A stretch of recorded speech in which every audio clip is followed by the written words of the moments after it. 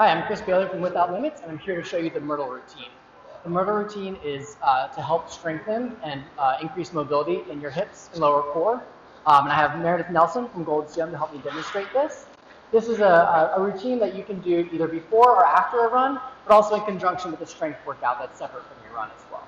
I would say you would want to start with doing this 1 or 2 times a week and could eventually build up to doing it as many as 3 or 4 times a week. So what I'm going to have you do, Meredith, is you're going to stand along here facing this direction. You're going to put the band around your toes. And the first exercise that you're going to do is standing hip flexion. So you're going to drive that knee up as far as you can, trying to get it to about 90 degrees. And put it back down. So you'll do 5 on one side, using those arms working in opposition. Oh, I feel that in my hip flexors. Good, and then we'll do 5 on the other side. Excellent. Notice how she's getting that knee up to about 90 degrees. 90-degree bend in the hip, 90-degree bend at the knee. She's also maintaining upright posture as she does this, with shoulders low as well. All right, then the next one is monster walk. So she's going to pull that band up between her ankles. And then she's going to set her feet about shoulder width or a little bit more than shoulder width apart. And then she's going to start walking forward, slow steps forward. If she goes too quickly, she's going to use her momentum and sort of defeat the purpose of the tension in the bands. So as she walks, she's keeping that same hip distance apart, and she's also keeping her feet parallel. And so she just went forward. It's really, I know I have to go back. And now she's going to go, hold on, let's do a pause. Really challenging to not allow things to pull my feet in together. I'm trying really hard to pretend that I'm walking on railroad tracks and keep that band nice and tight. So Meredith is pressing outside against the tension of the band. Woo. And now the next one that she's going to do are sumo walks. So now she's going side to side. As she's walking side to side, she's really pressing out with her heel. So you don't want those toes to lead you across. You want the heel to lead you. Very good. So she's taking it from about a little less than hip width apart to further than hip width apart, and then back together. So she'll go down in one direction, and then now she'll head back the other direction. So really make sure that heel is a little bit closer to me. Very good. Boy, that makes a difference when you press out with your heel.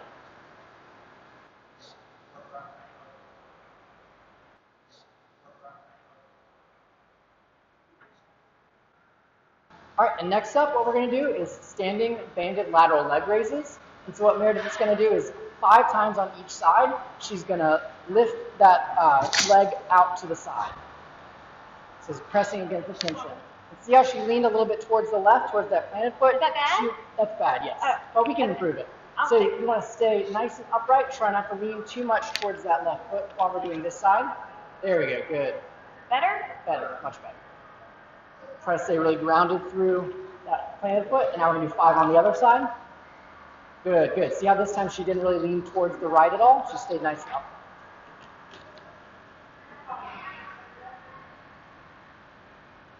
Now that we're done with all the standing ones, we're going to find a spot over on a mat down here.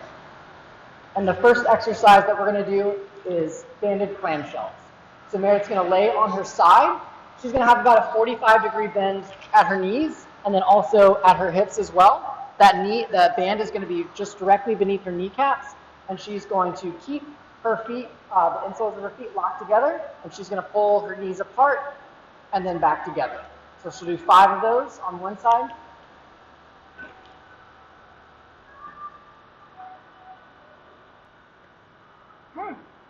And then she'll switch to the other side to do 5 on the other side. So once again, band is directly below the knees, about a 45-degree bend at the hips, and then also at the knees. Keeping the insides of those feet locked together, pulling the knee apart, slowly bringing it back together. Until we get to the end of the Myrtle routine, all of these are pretty slow exercises. Going faster does not mean that these are done correctly. Slowing things down is a way to ensure that you're getting strength in the hips. So now that we're done with the banded clamshells, we're going to do some reverse clamshells, and we don't need the band for that, so you can go ahead and take the band off. So with the reverse clamshells, you're still going to be laying on your side with a 45-degree bend at your hips and also at your knees. You're going to let that top leg hover above the other one, so you don't want, yeah, just like that, and then you're gonna basically externally rotate that foot. So some people are gonna have more range of motion in their hip than others, but the key here is to keep that top leg hovering above the lower one. You don't want it resting over the lower leg, and then you're gonna tilt outward so that foot's coming up. So 5 on one side, and then we'll switch and do 5 on the other side.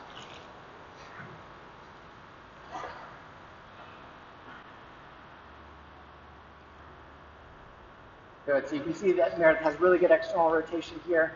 It's fine if you can only rotate a few inches. Some people will even be able to get that foot vertical, so incredibly flexible. Wow. Not very common for runners.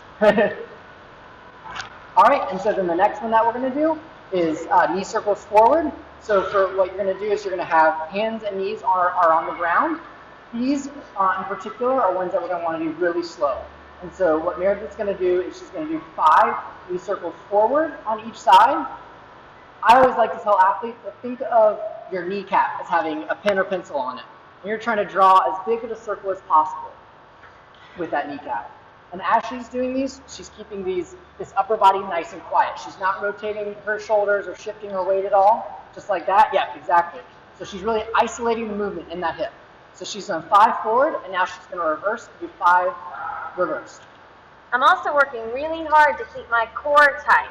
If I didn't, then my pelvis would have an anterior tilt, and I want to keep that neutral spine engaging my core the whole time. Exactly. Now once she's done 5 reverse, then she's going to switch to the other side, and once again do 5 circles forward, 5 circles reverse.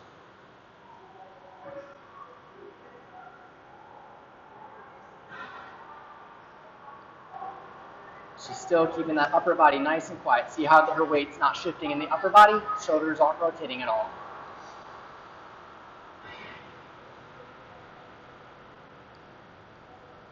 All right, and next I'm going to be in the same position and doing fire hydrants. So 5 to each side. So she's taking that knee and just opening it out to the side. Some people will call this an open book, or other people call it fire hydrants. So she do 5 on one side and then 5 on the other. Still trying to keep that upper body nice and quiet. So now she's doing 5 to the other side. How is my pace, Coach? It's good. Yeah, you're not. Some people will rush through this. They want to get done. They're going way too fast. Sort of defeats the purpose. You nice and steady motion here. Okay. All right. And so then the next one that we're going to do is donkey kicks. And so with this, this is where our Myrtle routine does get a little bit quicker, a little bit more explosive. And so what Meredith is going to do is she's going to take her knee. She's going to keep a 90-degree bend in her knee, and she's going to kick back. And one thing that she's going to do, she's going to do 5 of these on each side. She wants to keep her leg close to the center line, so some people will tend to kick out or actually kick across their body. She's keeping it nice and close to the center line. So she's going to do 5 on one side, 5 on the other. One thing I do is I have people kick my hand up just like that. That's exactly where their foot should be going. So now we're going to do donkey whips. So instead of going back with that kick, she is still going to keep the same 90-degree bend in the knee, but she's going to kick out and towards her ear. Excellent. With these, you even really have to focus on keeping those shoulders nice and stable, trying not to rock back and forth with the upper body. Good. So 5 on one side, now she's doing 5 on the other side. These are those donkey whips. I really feel that in my obliques. Yes.